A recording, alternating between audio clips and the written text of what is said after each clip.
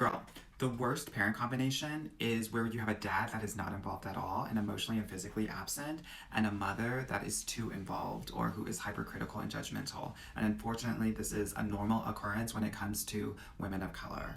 As a dating coach for 16 years, as your fairy godbrother, I want to let you know what this experience looked like, and let me know in the comments if you resonate with this or not. So what I know is that oftentimes when you have this combination growing up, you split yourself in that you might have an outwardly confident persona, but inwardly it might be really shaky, where you feel like you have the pressure of being perfect, but also this void of insignificance, where you have this, feeling like you have to achieve the impossible, but also just feeling truly abandoned.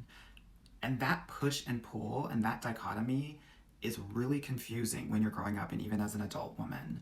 So again, this affects dating because I'm a dating coach. This affects dating in the following ways. When you have that combination, you are going to have a very strange relationship with intimacy, and that's going to affect your boundaries, that's going to affect your vulnerability, and that's going to affect your feminine energy. So I want to talk about what's the work, because so many people are like, well, you got to do the work. Let's start with mom first. So how this affects you growing up is that you're going to be a people pleaser, you're going to have a problem setting boundaries and saying no, and you are going to have a fear of failure. So some of the things that you can do as a first step to start to heal some of these inner child wounds is, number one, you're going to need to start doing things with no goal so that it's not based on performance. You can knit, you can, walk around the block, something where you can't necessarily measure it and try to win at it. Secondly, we're going to have to practice boundaries. The language that I use and that I teach my clients is, I would prefer if, or I would feel more comfortable if.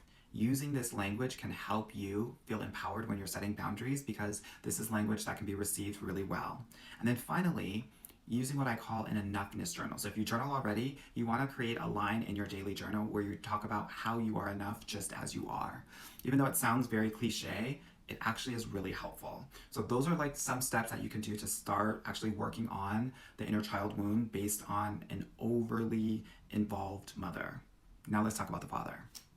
Now, for that daddy wound, that dad that wasn't there, that was neglectful, that, left the home, what happens is that you are going to be have a fear of abandonment. You are going to also seek out partners that are unavailable for you and have a trust wound that you won't be able to trust people. So some of the things that you can do to start to heal some of this father wound is you're going to have to grieve the loss. And oftentimes a really great way to do that is to write a letter to your younger self or to your father and express sadness and grief and anger. And then you either want to tear it up or you want to burn it to actually release it. Okay?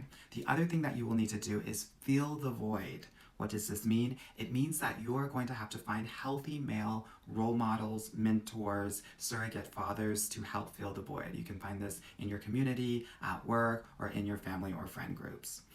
And thirdly, what I like to do is build your self-worth through, again, journaling, right? I call it your brag line, where you get to brag about the things that you have done already to remind yourself how bomb you are at the end of the day.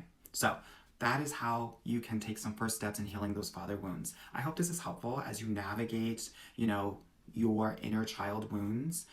This is some of the work that I do in my program.